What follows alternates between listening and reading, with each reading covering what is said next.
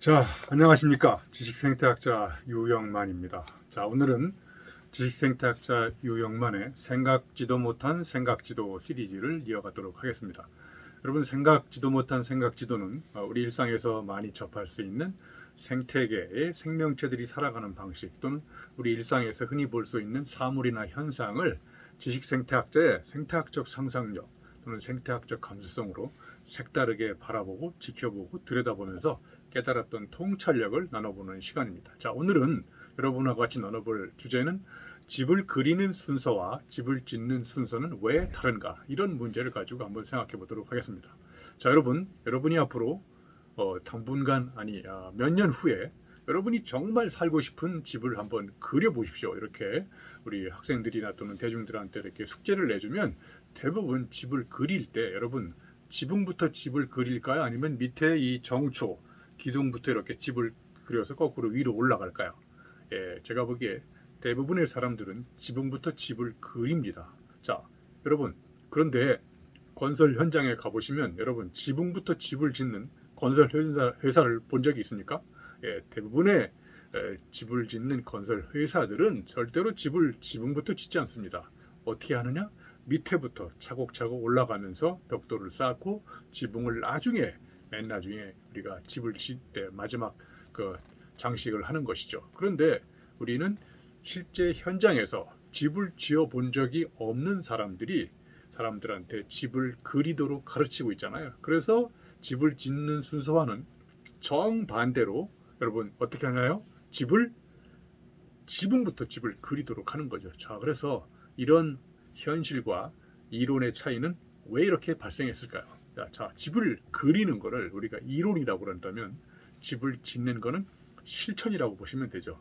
자, 그러니까 건설 현장에서 직접 집을 짓는 실천가, 건축 현장에서 집을 짓는 노동자 이런 사람들은 어떤 비난을 받냐면 저 학교나 또는 이론을 공부하는 사람들한테 당신들은 이론도 없이 직접 현장에서 몸을 부딪히면서 터득한 깨달음이기 때문에 그거는 근거 없는 알미다 이렇게 비난할 수 있겠죠. 자, 그런데 이 건설 현장에서 직접 집을 지어본 사람들은 책상에 앉아가지고 건축학에 관한 공부를 하는 사람들한테 뭐라고 얘기하냐면 당신들은 직접 현장에서 땀을 흘리며 노동의 현장에서 집을 지어본 체험이 없기 때문에 여러분들은 아무리 이론적으로 공부를 해도 그거는 현실 변화에 별로 도움이 안 되는 그런 관념적인 공부라고 손가락질을 할 수 있겠죠. 그러니까 이렇게 이론가는 실천가는 또 이론가한테 서로 이렇게 비난의 화살을 쏘아부면서 각자 자기가 맡고 있는 어떤 공부나 분야나 실천이 최상의 방법이라고 주장을 하는 것이죠. 사실은 그런데 여러분 진짜 이론은 현실을 변화시키는 이론의 근거지는 현실인 겁니다. 직접 현장에서 부딪히면서 몸으로 겪었던 그런 체험적 스토리나 통찰을 어떤 법칙, 개념을 가지고 이렇게 이론화시키는 것이죠. 그러니까 이론의 근거지, 본산지, 원천은 현장인 것이죠. 그 현장에서 나온 이론이 진짜 현장을 다시 변화시킬 수 있는 것이죠.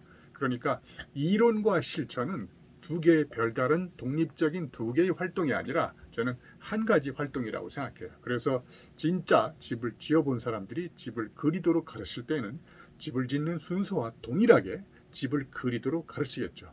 그런데 우리의 교육은 진짜 심각한 문제가 뭐냐면 이렇게 집을 짓는 순서와 정반대로 집을 그리도록 가르치고 있음에도 불구하고 실제 현장의 논리와 학교에서 가르치는 교육의 논리가 이렇게 판이하게 다르다는 것을 깨닫지 못하고 있는 것이죠. 이런 간단한 예지만 우리가 직접 현장에서 체험을 통해서 깨달은 어떤 논리와 그 다음에 책상에서 공부해가지고 이론적으로 관념적으로 공부한 사람들의 논리 사이에는 이렇게 넘을 수 없는 엄청난 벽과 경계가 존재한다고 저는 생각을 합니다. 논어의 위정편에 보면 이런 말이 나와요. 한자로 하기불사증망, 그 다음에 사이불학즉태라고 이런 말이 나옵니다. 이게 무슨 이야기냐? 배우기만 하고 생각하지 않으면 어떤 위험이 있느냐? 굉장히 공허한 위험이 있는 거예요. 그리고 생각만 하고 배우지 않으면 그것 자체도 굉장히 위태롭다는 것이죠. 그래서 이건 신용복 교수님이 이렇게 아주 쉽게 해석을 했어요. 실천이 없는 이론은 어둡고 이론이 없는 실천은 위태롭다. 자, 그러니까 이론과 실천의 두 가지가 쌍두마차처럼 이렇게 같이 굴러가야 우리 현실을 변화시킬 수 있는 강력한 이론과 강력한 실천이 된다고 저는 생각을 합니다.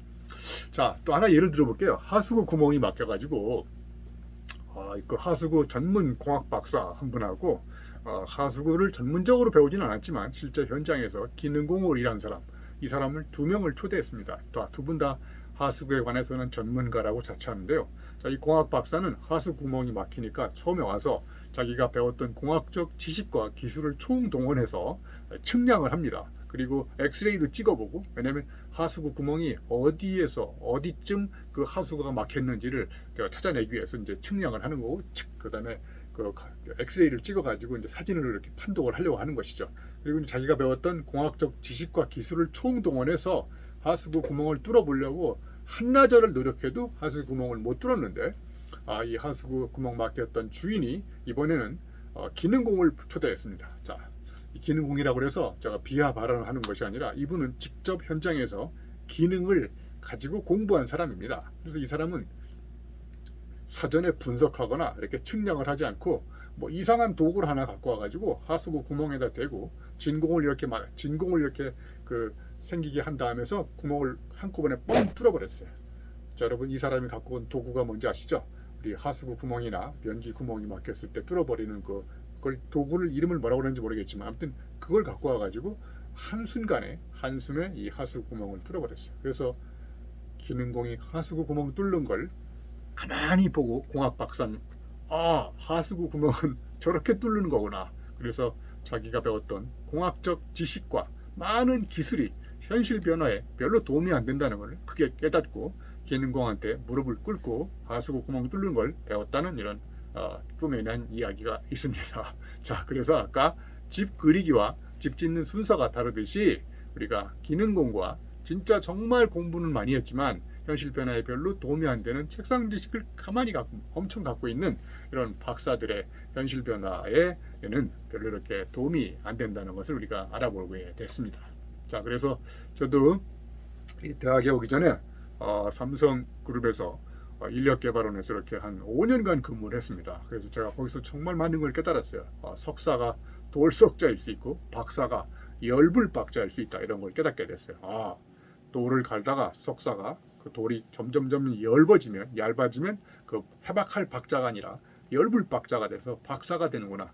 내가 정말 석사, 박사 동안 이 교육과정을 개발하고 교육체계를 수립하고 이런 교육 전체를 기획하는 이런 것들을 이론적으로 배웠는데, 실제 책상에서 배웠던 박사 지식을 가지고 현장에 가서 교육과정을 개발하고 교육체계를 수립해 보니까 정말 내가 배웠던 그 교육체계 수립 프로세스와 실제 현장에서 교육체계를 수립하거나 교육과정을 개발하는 프로세스와는 판이하게 다르다는 걸 알게 됐어요. 자, 그래서 우리가 책상에서 배우는 수많은 그 프로세스에 관한 거 있죠.